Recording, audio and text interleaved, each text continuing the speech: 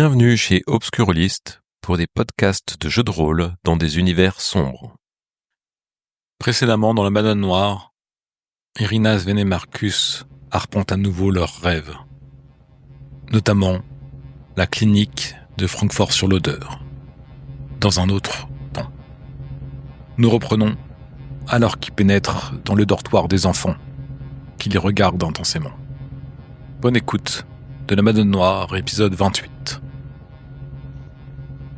Mais vous sentez que vous devez avancer au fond de la pièce.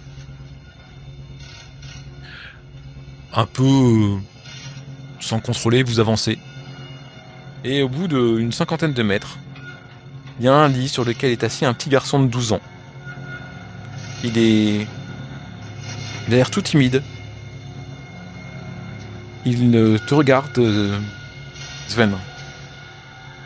Et il voit ta poupée. Et il tend les deux mains vers la poupée comme pour essayer de la prendre. C'est toi, Piotr ? Il répond pas. Il regarde juste la poupée. Je lui tends. Tu lui tends la poupée et au moment où il la récupère, ses yeux s'agrandissent de façon complètement impossible et tout semble tourner autour de vous. Vous êtes dans un vortex, dans une espèce de tourbillon.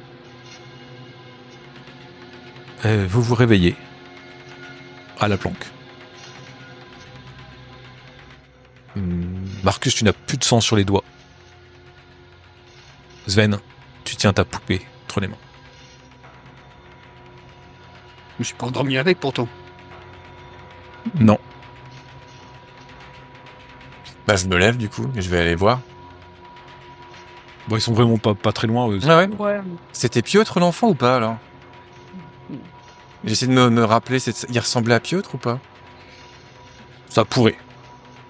Qu'est-ce qu'elle a, cette poupée? Un truc particulier, vous pensez? On a regardé s'il y avait des gravures dessus? Les inscriptions?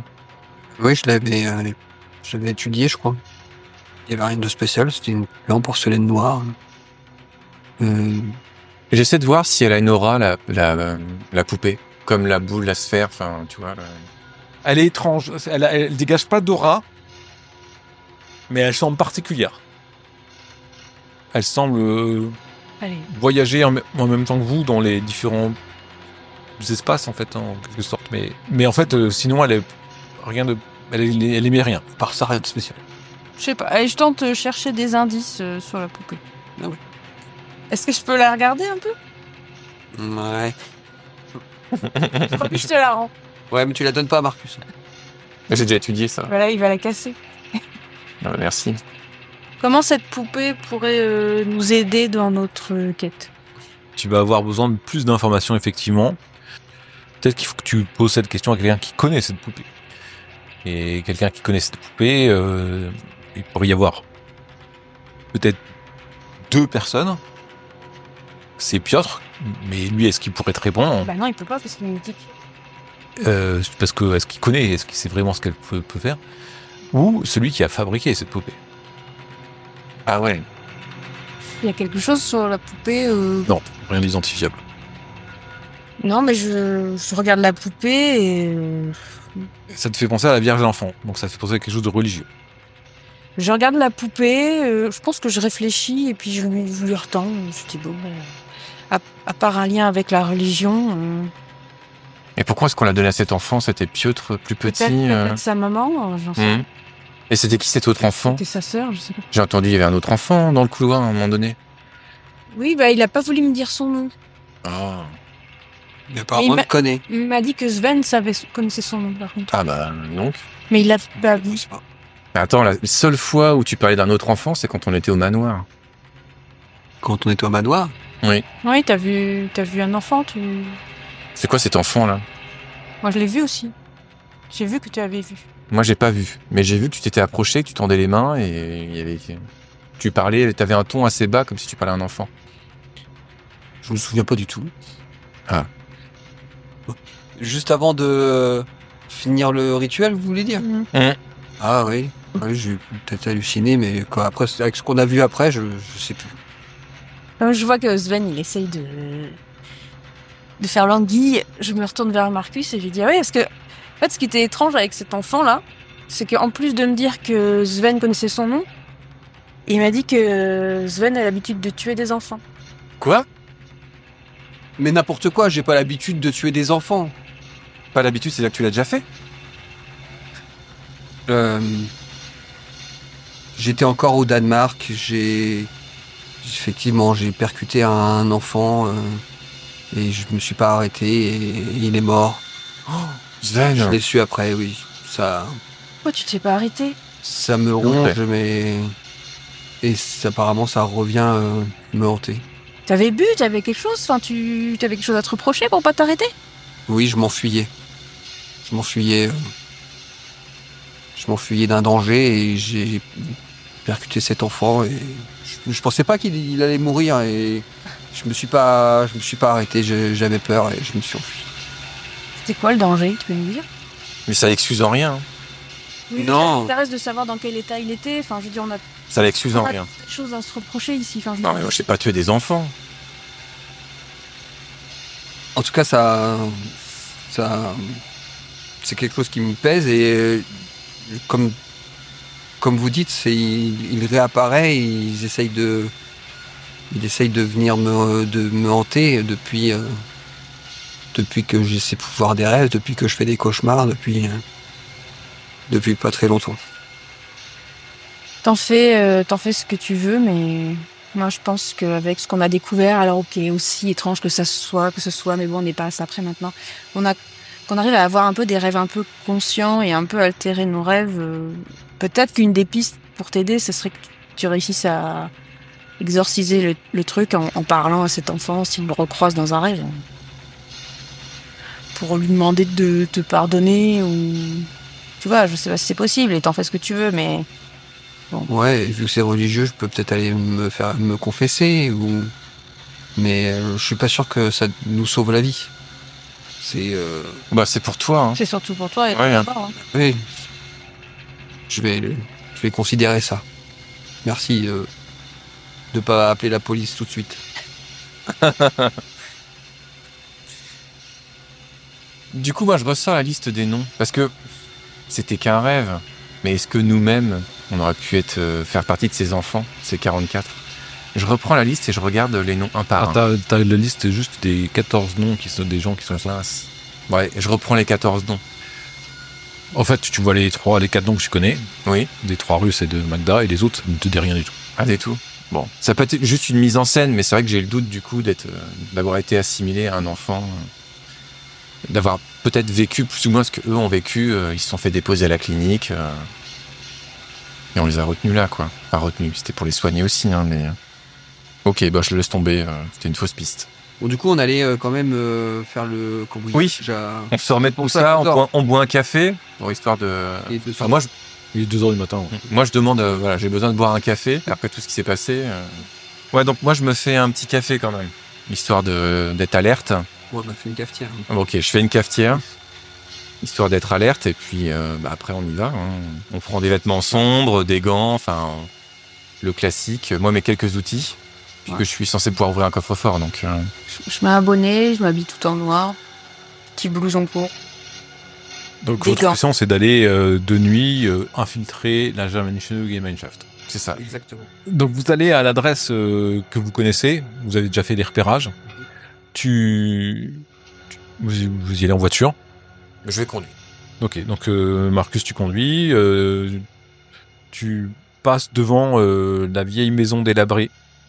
Ok, t'as une vieille maison délabrée, il y a un petit...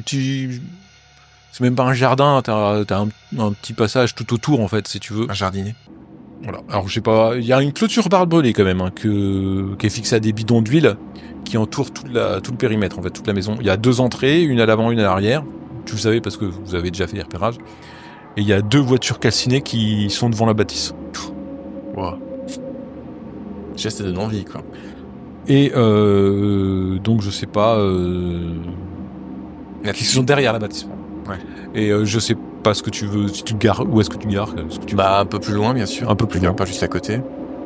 Je sais pas si dans la voiture il y a une bâche, un truc comme ça, si on a besoin de la balancer sur les barbelés pour passer par-dessus par exemple. En fait, les barbelés, ils sont autour de la maison devant derrière. Derrière, il y a d'ailleurs un petit appentis à côté, si tu veux. Mais donc les barbelés font tout le tour. Là où il n'y a pas de barbelés, c'est juste devant l'entrée principale, en fait. Où là, il n'y a pas de barbelés. Il y a juste 2 bidons d'huile sur lesquels ils sont attachés. Et t'as un passage qui donne accès à la maison pour que les gens puissent rentrer au bar. Le fameux Et- bar. Tout est éteint, il n'y a pas de lumière. Signe de vie, signe de mouvement. Alors, il y a un peu de lumière qui filtre. Donc, elle est sur 2 étages, la maison. Il y a un peu de lumière, mais pas forte, qui filtre comme si c'était une lumière tamisée ou juste des couloirs éclairés, des choses comme ça. Et pareil au bar, à l'endroit où il y a du bar, il y a une petite lumière, mais c'est une lumière c'est pas une veilleuse, mais tu sais, Dans l'appareil. tu laisses juste une lumière allumée dans la pièce, quoi. Et quand vous vous approchez au fur et à mesure de la maison, vous apercevez qu'il y a un garde, un vigile en fait à l'entrée. Mais il a l'air passablement sous, quoi. Il est appuyé contre le mur, il a la tête qui pendouille devant lui. Il a même pas le réflexe de la remonter, quoi. Je pense qu'il cuve. D'accord. T'as une pince coupante, Marcus? Bah, apparemment, il n'y a pas besoin. On passe par l'entrée principale, on regarde juste s'il n'y a pas un détecteur, une alarme, et puis on passe, quoi. Et tu veux passer devant le garde, du coup? Ah non, je vais assommer le garde. Tu vas assommer le garde, ok. Violence tout de suite. Pas de risque. Hein. Donc je vais m'approcher. Je vais quand même faire gaffe au niveau des bidons s'il n'y a pas un détecteur, un truc comme ça. Même si je t'avoue que je suis pas trop au fait en 1991 s'il y a déjà des détecteurs laser ou des trucs comme ça. En tout cas, non, tu vois que c'est des bidons d'huile dégueulasses. D'accord. Bah ensuite je passe un peu sur le côté pour rester dans l'ombre et puis derrière le garde, je mets mon pistolet à l'envers, tu sais, pour te donner un coup de crosse, quoi. Enfin un coup de crosse à l'arrière du cou du garde. Une fois qu'il est tombé assommé, bah, Un choc sourd et puis Ouais. qui glisse le long du mur. je le prends et puis je le mets dans l'ombre, dans un coin dans l'ombre. D'accord. Moi, j'aimerais faire le tour quand même pour regarder par toutes les fenêtres, voir s'il y a quelqu'un dans les pièces qui sont toutes Alors les fenêtres sont pas, t'as pas accès aux fenêtres, elles sont un peu surélevées. Tu vois, t'as quelques marches qui vont monter. Et en fait, il faudrait que tu sois sur la pointe des pieds pour regarder dans les fenêtres, machin. Et puis la plupart sont, quoi, t'as pas visibilité. Il y a des volets fermés, comme si, mais même de jour, t'avais remarqué ça. D'accord. Ils aiment pas qu'on regarde chez eux, quoi. Bon, bah, effectivement, je peux pas regarder. Ok. Donc, bah, à la pointe des pieds, je rentre en 1. Ok. Vous rentrez dans un couloir assez étroit, les murs sont blancs sales. Droit devant, il y a des escaliers qui montent et d'autres qui descendent. Et puis le couloir se poursuit sur la droite. Il traverse la maison de part en part. Vous apercevez la porte arrière qui donne sur l'arrière de la maison. Tout est décrépit et sale. D'accord. Bah, quand on va parler, quand je vais leur parler, enfin, je parle normalement, mais on parle tout doucement. Moi, j'irais bien directement au sous-sol. Ouais, c'est ce que je me suis dit aussi. Parce que quitte à faire des trucs bizarres, à mon avis, c'est direct sous-sol, quoi. Après, on ne trouvera pas de papier avec des noms, mais... Non, mais bon, Je sais pas. Ou alors c'est à l'étage. là, Voilà. tout de suite, on peut aller au sous-sol, là. Plus c'est moi, on va au sous-sol et toi tu vas à l'étage. Tu veux vraiment qu'on se sépare avec son bras? Ouais. Tu veux vraiment qu'on se sépare, sachant qu'il a un bras en écharpe? Enfin, il a... Mais non, ça va aller. Allez au sous-sol, je vais à l'étage. En fait, quand vous avancez vers les escaliers pour vous diriger et à l'étage et au sous-sol, ceux qui vont au sous-sol, ils s'aperçoivent qu'il y a juste une petite pièce. En fait, il y a pas de vrai sous-sol sous toute la maison. Ah, d'accord. C'est juste une pièce où il y a il y a sans doute les fûts de bière pour pouvoir tirer la bière au-dessus. Et voilà, c'est une chaufferie, mais il y a rien de. Ils sont pas du genre à mettre un truc secret. Alors tu peux te dire oui, effectivement, est-ce qu'il y aurait pas Bah, s'il se passe des trucs, des rituels, actifs, ouais. quelque chose comme ça. Après, c'est vraiment crade. Il y a des toiles d'araignée un peu partout. C'est un mur factice qui maintient les toiles d'araignée. Enfin bon, D'accord. enfin c'est rapidement. En tant qu'ancien membre de la Stasi, tu penses que. Bon, bah, je remonte. Enfin, on remonte, pardon. Donc vous voyez La Girena des araignées. Sven qui commence à monter les escaliers et vous le rejoignez assez rapidement et tu les entends parce que tu t'aperçois, t'as compris qu'ils allaient pas traîner. Mhm. Irina, tu suis, je suppose, et Oui. vous arrivez à l'étage. Mm. Vous avez pris les escaliers qui grincent légèrement, mais vous avez veillé à ne pas faire trop de bruit. Et vous arrivez dans un couloir tout aussi décrépit qu'au rez-de-chaussée. Il y a de la moisissure qui qui a tracé des dessins sur le plafond et le papier peint il commence à partir en lambeaux. L'escalier monte encore. Vous entendez des ronflements. Il est suffisamment tard dans la nuit pour que les gens dorment. Vous pensez que si vous étiez arrivé vers 11h, c'était animé ici. Mais il y a sans doute que des gardes que vous avez pu voir, ou peut-être le barman, des choses comme ça. Peut-être des gens habitent cet endroit-là. C'est pas des locaux d'association comme vous avez pu visiter avant, en fait. Il y a des gens présents. On sait déjà que Freudeux habite là, normalement. Donc je suis devant, donc je sais pas, je me dirige naturellement à gauche. En montant en haut des escaliers. Donc, tu montes encore? Il n'y a rien sur les portes? Il n'y a pas d'affichage? Est-ce qu'on peut savoir si c'est des bureaux? Ouais.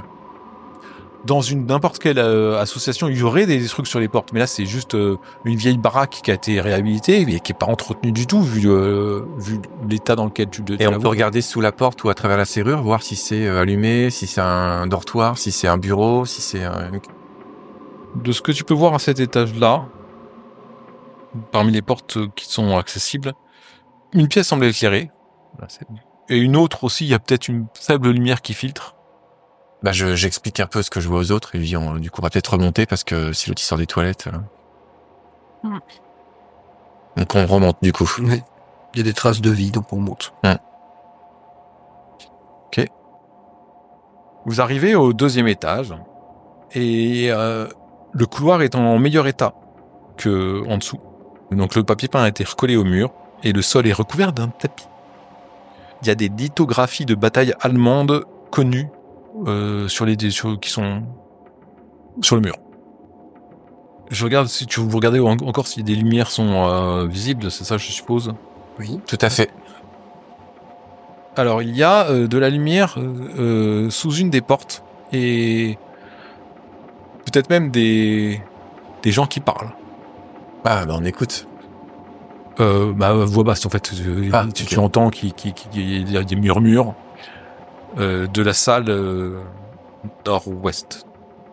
Sinon, il n'y a pas d'autres lumières qui semblent filtrer des différentes pièces. Il y a une autre Ouais, le côté est. à l'opposé de là où il y a des gens. Tout à fait. Donc on va tenter de rentrer dans la pièce à l'est, puis essayer de visiter ce quartier-là, quoi.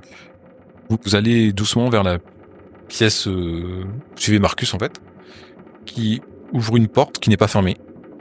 Vous remarquez qu'il y a 2 portes qui donnent sur ce couloir. Cette porte vous amène dans une sorte de salle de conférence. Il y a une immense table qui domine toute la pièce. Il y a des chaises noircies à haut dossier qui entourent cette table-là. Il y a un chandelier en cristal qui pend du plafond, un poêle en céramique qui se dresse dans un coin. Et vous voyez qu'une mitrailleuse MG3 est fixée derrière la fenêtre, pointant vers la rue. Ok. Vers l'arrière de la rue, du coup. Vers l'arrière de la rue, ouais. Et il y a un homme dans cette pièce. Il est assis sur une chaise, à côté de la porte d'une pièce, et semble semi-assoupi. C'est un homme, on dirait un néo-nazi, sans doute un garde. De type arien. De type bombers noir, casquette et puis flingue dans le holster. Bah je m'approche doucement et puis un coup sur le crâne. Vous le laissez faire.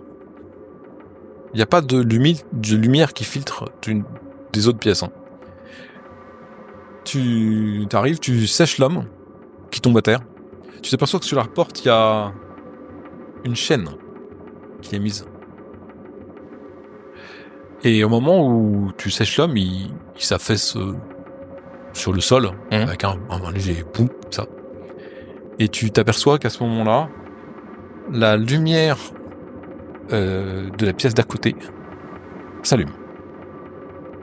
Donc je m'approche et je me cache derrière la porte parce que effectivement, je me dis que le corps en tombant a réveillé la personne, mais après tout, il a peut-être juste sorti, voir que le type est par terre, peut-être qu'il s'est endormi, il a trop bu. Comme ça, quand l'homme va sortir de la honte, je pourrais aussi l'assommer. Si je me mets de l'autre côté de la porte et je fais signe à Irina de pas bouger. Tu fais quoi, Irina? Je me mets dans le coin de la pièce. Vous entendez du bruit dans la pièce, dont vous entourez la porte. Des meubles qui s'ouvrent, une chaise qui est tirée. Je regarde par le trou de la serrure ou sous la porte. Si je vois quelque chose. Ok. Il y a la lumière, donc... Ouais, il y a une lumière qui vient d'un poêle qui chauffe la pièce. Mais il n'y a pas de lumière qui éclaire la pièce. Elle est dans la pénombre, il y a juste vous avez vu juste une lueur qui est apparue parce qu'elle vient du feu du poêle, si tu veux, mais il n'y a pas de lumière dans la pièce. Mais t'entends quelqu'un qui semble écrire. Je regarde Sven et je lui fais signe, discrètement, je lui dis que moi je vais taper à la porte. Tu veux toquer à la porte? Ouais. Irina, tu entends des bruits dans le couloir. Je tends l'oreille pour voir si j'entends des grincements d'escalier pour voir s'ils descendent ou s'ils s'approchent. De toute façon, là où je suis, c'est bon, ils vont pas tout de suite me voir, mais... Tu entends, Irina, on va demander à Léonard, il doit savoir ça, et il faut pas déranger Fogel, tu sais bien comment il nous reçoit à chaque fois. Et puis, les voix se rapprochent, en fait. Bah, j'essaie de faire signe aux autres en disant hey, frère. Alors je me dépêche et j'emmène avec moi Sven et on va sous la table. Ok. Moi, j'ai pas le temps de réfléchir. Ouais, Puis, on sait pas ce qu'il y a là. On va tous les trois sous la grande table. Comme des enfants. Comme des enfants. Il y a la porte qui s'ouvre, la porte par laquelle vous êtes entré, la lumière qui s'allume, et les hommes, trois hommes rentrent dans la pièce, un semble se diriger vers la pièce en bas, tandis qu'un autre s'exclame qu'est-ce que tu fous Et puis il s'avance vers le gars, il donne un gros coup de latte dans le ventre en fait pour le réveiller. Et le mec, qu'est-ce qui se passe? Il se réveille, il est un peu hébété, vous voyez pas très bien, mais... Je dis aux autres que l'on parte par la porte qui est ouverte. De se faufiler? Oui. Tu fais, on s'en va pendant qu'il discute avec le mec, on se barre par les portes. Qu'est-ce que vous faites? Je t'attrape et je veux qu'on reste sous la table. Ouais, je fais non, Ah, peut-être. ok. Ouais, ok. Je sors mon arme. Moi aussi. Ok. Il commence à tenser vertement le garde en l'insultant comme du poisson pourri, quoi. Et le mec que t'avais vu être un beau bébé quand même, un gros gaillard, il moufte pas, quoi. Et tu crois entendre une gifle en fait, en plus qui est balancée. Et la porte en bas s'ouvre. Et vous apercevez très fugacement, parce que vous avez juste le temps de voir son visage avant qu'il avance plus dans la pièce à cause de la table, Léonard Freudeux qui sort de la pièce du bas, et il commence à discuter entre eux. Nous en parlerons demain. Il faudra voir avec. Il faudra qu'on fasse le point sur les finances. On attend les prochains livrements de Moscou. De toute façon, le garage, ils sont prévenus. Voilà, ils commencent à reparler de choses, d'éléments dont vous aviez des informations. Et les hommes commencent à se plaindre, à dire oui, mais on pourrait, avec l'argent, on pourrait peut-être aussi se refournir, etc. Ils commencent à discuter entre eux. Vous comprenez pas tout ce qu'ils racontent parce qu'ils parlent assez vite, avec des abréviations des fois, et puis des mots d'argot, mais et vous croyez comprendre en fait dans la discussion que Léonard Freudeux a dit que non, ils ont leur contact à la Slava, et en fait leur a imposé ses exigences et qu'ils sont tenus de les respecter, et que Fogel lui-même a dit qu'on devait s'y soumettre.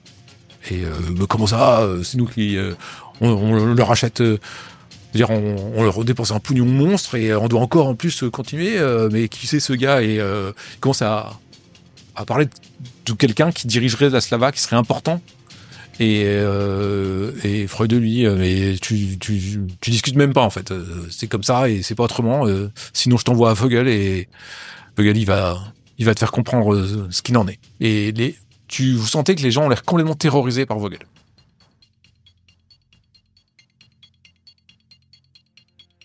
Au bout d'un moment, les hommes repartent. Freud referme sa porte et les 3 hommes quittent la pièce. Il y a toujours le garde qui est en faction. Ah, mais du coup, il est de nouveau réveillé. Ouais. Le plafonnier est éteint. Je regarde mes comparses et je leur fais comprendre qu'on va devoir attendre que l'autre se rendorme, quoi. Assis en pleine nuit, alors qu'il est fatigué, assommé, il va peut-être se rendormir.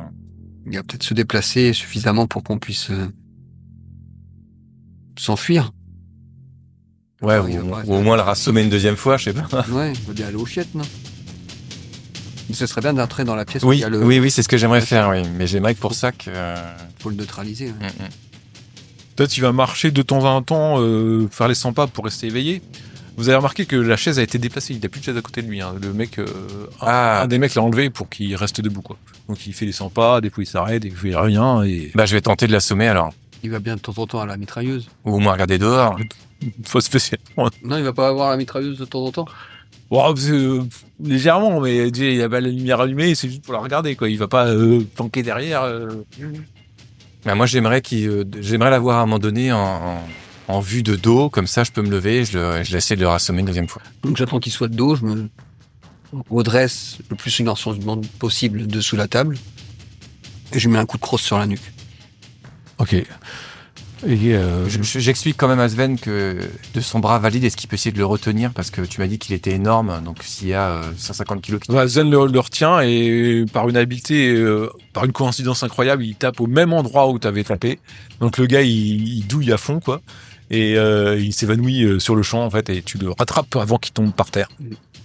Ok. Mais je sais que cette fois, ça va être compliqué de faire croire qu'on n'est jamais passé par là. Ouais, mais bon. Donc du coup on sort tous j'aimerais crocheter du coup. Tu crochettes facilement la serrure, tu vois la chaîne, tu vois que ça va être un peu plus compliqué. Dans le doute, tu vas faire la poche du gars et tu vas prendre la clé. Tu ouvres le cadenas et tout sans un bruit, en fait tu sens que la chaîne est assez lourde, en fait, tu la retiens, tu la fais glisser et tu ouvres la porte.